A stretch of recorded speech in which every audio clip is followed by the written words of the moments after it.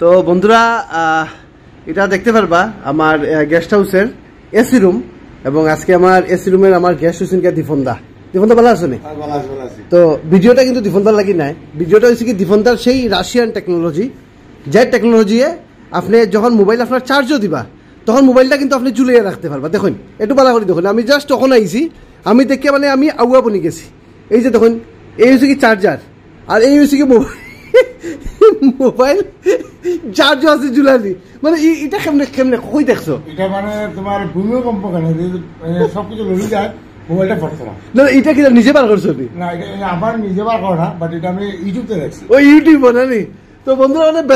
বেতালা system মা কসম জানে আপনি মানে আমরা যখন মোবাইল চার্জও লাগাই তখন মোবাইল রাখার জায়গা থাকে না ওখানে কিন্তু মোবাইল তখন রাখি দিন ভূমিকম্প হইলে জ্বলবো কিন্তু মোবাইল পড়তো না